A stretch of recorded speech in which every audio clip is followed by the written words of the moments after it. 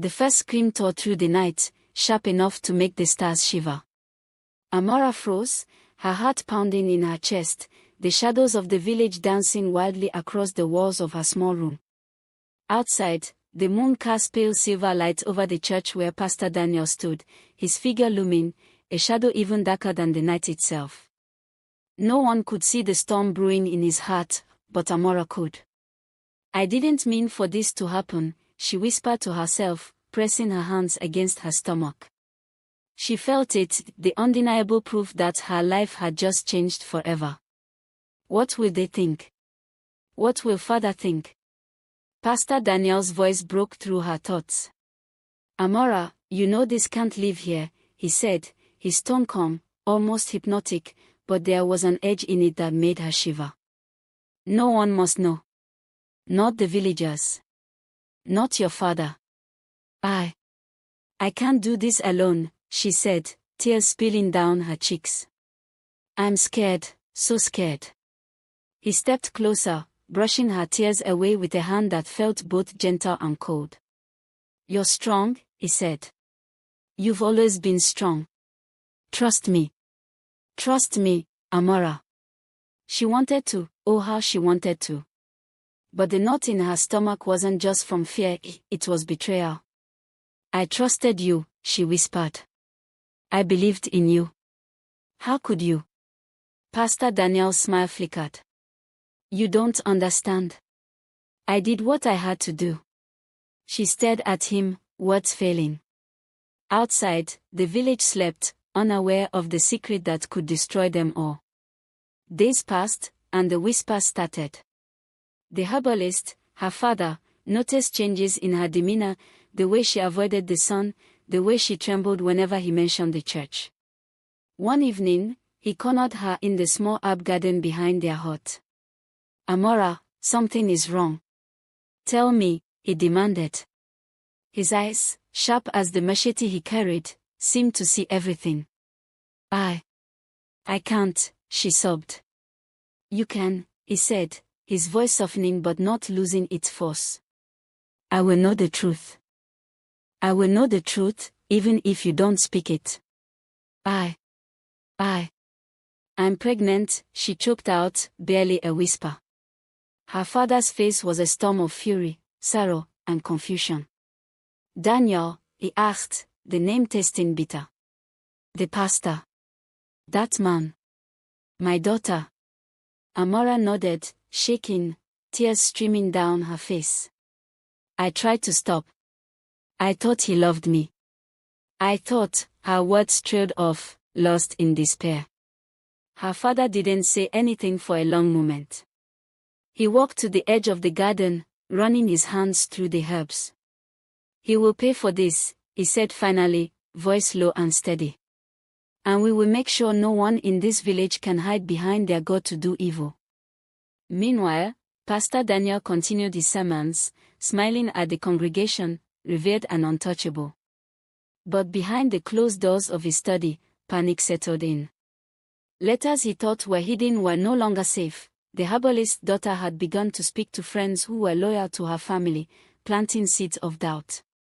"Everyone thinks I'm untouchable," Pastor Daniel muttered to himself one night. "No one can touch me, except her.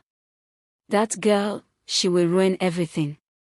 Amara's courage grew day by day, fueled by fear and shame, but also by an undeniable truth: she would not be a victim forever. With her father's guidance, she began to gather proof, letters, secret notes, whispered conversations overheard when Pastor Daniel thought no one was listening. The village market, once alive with laughter, became a stage for whispered accusations and curious glances. Amara's secret hung in the air, heavy as rain clouds, waiting for the first spark to ignite it. "You must be careful," her father warned. "Do not confront him alone. Do not let anyone see your fear. This man is clever, but clever men sleep when cornered." Weeks later, a confrontation finally came. The herbalist invited Pastor Daniel to the herb garden under the pretense of offering a rare remedy. As he approached, confident and smug, Amara stepped. "Daniel," her voice rang, clear and unwavering, "you cannot hide anymore. He laughed, but it was sharp, brittle. And why is that? She held up the letters, the proof of his manipulation, his lies. The wind whipped through the garden, scattering leaves like the evidence of his sins. Villagers, alerted by whispers, began to gather at the edges of the garden, curiosity and judgment in their eyes. You used my trust, my love, and my body to satisfy your desires, she said, tears still streaking her cheeks. You will answer for this before everyone. No hiding behind sermons or prayers.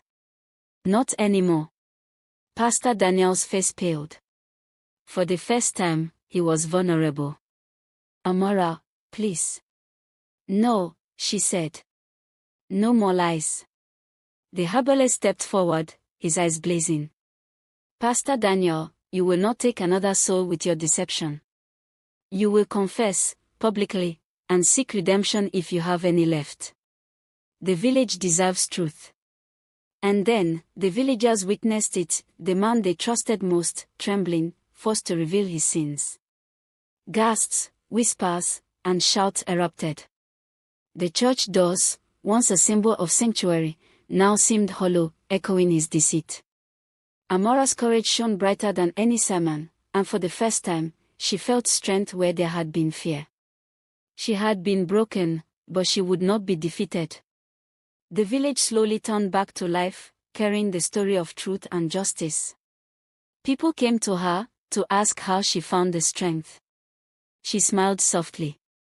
Fear can silence you, but courage speaks louder. The herbalist hugged his daughter tightly, proud beyond words.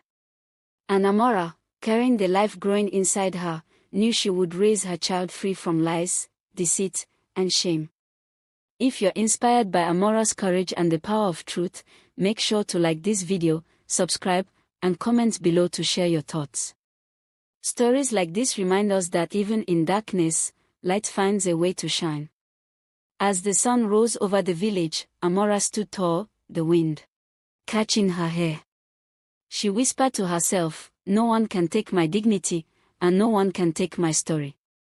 The village had learned that secrets have a way of surfacing, and that no one, even a man of God, can hide from the truth forever. If you want to see more gripping stories that keep you on the edge